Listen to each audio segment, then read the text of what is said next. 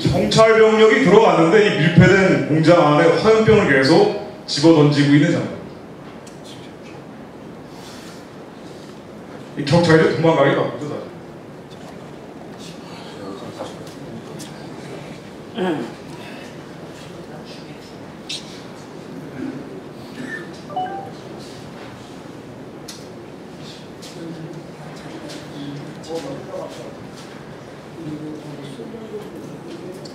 이 경찰, 이건 천막 아래 경찰들이 있는데 그 다음에 인화물질을 천막에다 뿌린 다음에 그 천막에 불을 지는. 이 경찰을 막자는 게 아니라 경찰을 죽이자는 거예요. 여기 경찰이 5억 원 소송을 제기했다라고 하는데 이게 5억 원짜리인가요?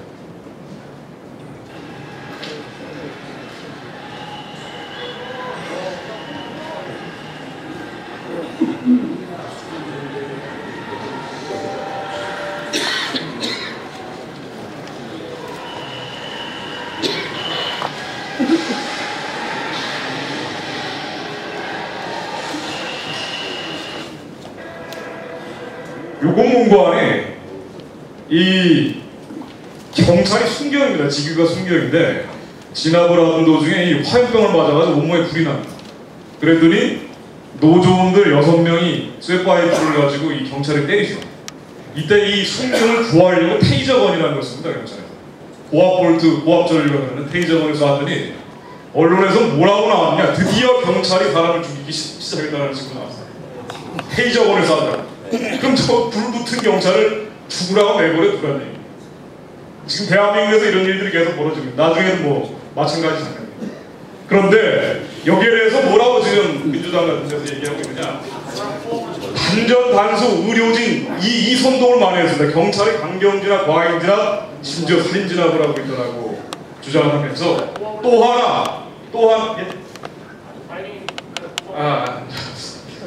하나 이제 중요한 선동이, 이 경찰이 강하게 진압을 못했기 때문에 단전 단수 그리고 뭐 의료진 차단을 했다 뭐 이런 걸 가지고 트집을 잡았습니다. 물을 끊어버렸다 이거죠. 그러면서 이러한 비인도적 형태가 중단돼야 한다 라고 정세균 씨가 얘기합니다. 홍영표 노동특위위원장, 민주당 노동특위위원장이죠. 뭐라고 얘기하느냐, 이렇게 잔인하고 야비한 정권이라고 말할 수밖에 없을 정도로 상황을 극한으로 몰고 갔다. 물하고 식량을 주질 않았기 때문에 야비하고 잔인한 정권이고 상황을 극한으로 몰고 갔다. 물론 이들이 주장한 내용 중에는 노조의 불법 폭력, 무질서 행태에 대해서는 이런 방법으로 나옵니다. 선과 악에 대해서 완전한 이 기준을 잃어버린 논평입니다. 이 위대하신 현병철 국가인권위원장께서는 이 인권위에서 이거 계속 논평을 했습니다. 모르셨습니까 혹시? 뭐라고 내느냐? 경찰이 불식량 등 임의 반입 차단 등에 직간접적으로 관여하고 있다고 판단했다. 경찰의 식수 및 의약품 등 반입 차단 조치는 국민에 대한 국가의 기본권 보호 의무를 위반하는 행위다. 그러니까 이 사람들이 보호하는 인권은 대한민국의 절대다수 국민들이 아니고 일부 폭탄 세력들의 인권에 대해서는 그렇게 많은 관심을 보이고 있습니다. 이게 이명박 정부 들어서서 선임된 인권위원장의 인권위원회가 내는 논평입니다. 근데 실제로 어땠느냐, 물과 식량을 중단했다고 하면서 저도 이제 이 차 타고 가다 보면 MBC 같은 데서 논평 나오는 거 보면은 이러니 살인진압이라는 얘기 나오는 거 아니냐라고 계속 언론에서 떠들어댔어요. 근데 실제로 진압이 끝난 다음에 들어가 봤더니 이 물하고 식량이 산더미처럼 쌓여있어요. 이게 노조 간부 사무실을 들어가 봤더니 나온 이 식량, 쌀 등인데, 이때 나중에 나왔던 생수하고 쌀, 컵라면, 생수가 9,400리터가 나왔습니다.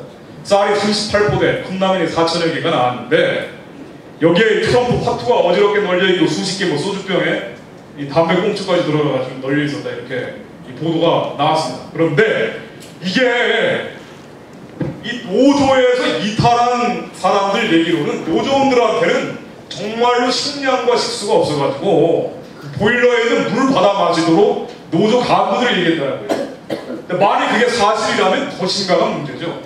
노조 간부들은 이 쌀, 컵라면, 생수 마음껏 먹고 소주에다가 이 담배 공주 벌어가면서까지 트럼프 화투 쳤는데 일반 노조원들은 극한 상황으로 몰고 갔다는 얘기입니다. 그래서 투쟁력을 더 높이려고 했다는 얘기입니다. 이래서는 더 큰 문제입니다. 지금 이 쌍용 사태 때 벌어진 일인데 이러한 불법 폭력 무질서 행태, 노조의 불법 폭력 무질서 행태나 노조 간부들의 이런 비도덕적인 행태에 대해서는 지금 민주당도 그리고 언론도 거의 언급을 물론 이 보수 언론 빼고요. 일반 언론들은 전혀 얘기를 하지 않고 있습니다. 그런데 왜 점점 이게 심해지고 있습니다. 이런 불법 폭력 무질서 행태가 점점 심해지는데 이게 왜 그런가 하고 생각을 해봤더니 예전에 노무현 정부 때 같은 경우는 친북 좌파 세력들이 뭘 했느냐면은 제야에 있는 친북 좌파 세력들은 통일운동을 했어요. 남북 교류협력 운동을 했는데 이게 이명박 정부 들어서 여의치가 않으니까 제야에 있는 친북 좌파 세력이건 아니면 제로건 내에 있는 좌파 세력은 다 힘을 합쳐가지고 대한민국을 깽판 뚫는데 힘을 합쳤어요. 그래서 이 쌍용 사태 같은 경우도 이런 연합전선 형태가 남아 있는 겁니다. 이게 이 8월 5일입니다. 쌍용차 이 자동차 사태에 진압을 하려고 경찰이 갔다가 이때 민노총 등 시민단체 회원들이 폭동을 일으켰습니다. 그런데 이 경찰이 도망가는 장면이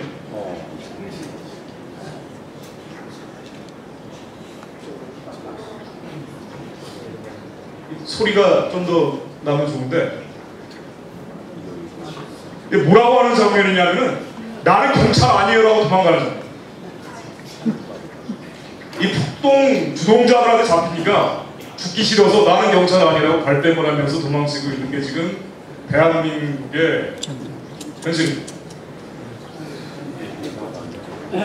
그런데 여기에 대해서 지금 대한민국 공권력이 어떤 반응을 보이고 있느냐 지금 한나라당도 그렇고 청와대도 그렇고 대통령도 그렇고 총리도 그렇고 장관도 그렇고 경찰한테 다 떠넘겨놨습니다. 경찰한테 다 떠넘겨놓고 그 다음에 다 도망쳐있고 나 뒤로 다 도망가있어요. 아무도 여기에 대해서 얘기를 하지 않습니다. 경찰이 진압을 하면 이게 정당한 행위다라고 정치적인 보호막을 만들어줘야 되는 게 지금 집권 여당인데 이걸 안 하고 있어요. 경찰한테 넘겨놓고 그리고 자신들은 이런 경찰의 소위 강경, 와인, 살인 진압과 관련 없는 진보 인사에 대한 형태를 취하고 있는 게 지금 집권입니다. 얼마 전에 이게 7월 5일입니다. 용산 사태가 났던 것이 1월 20일이었습니다. 1월 20일, 그러니까 거의 6개월, 반년 정도 지나서까지 지금도 불법 시위, 폭력 시위를 벌이고 있습니다.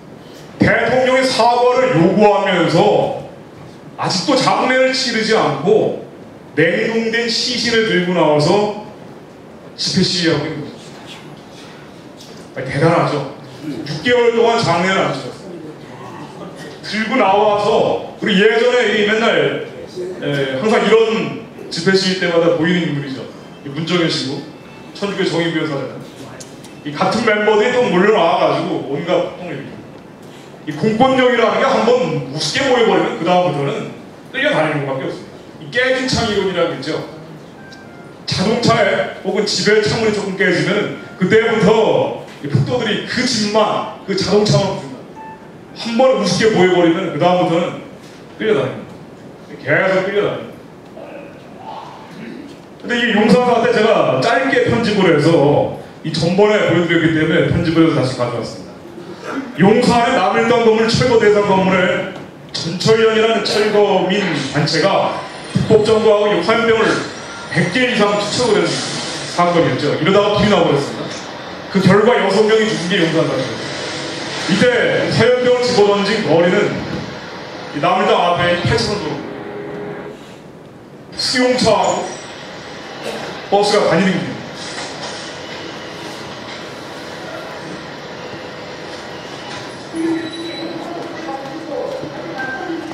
경찰이 강경진압, 과잉진압, 살인진압이라는 비판을 듣기 싫겠죠. 그래서 진압하기 싫은 겁니다. 그런데 이때 화염병을 계속 집어넣는지 그 신라통까지 벽에다가 계속 붙고 있습니다. 이러다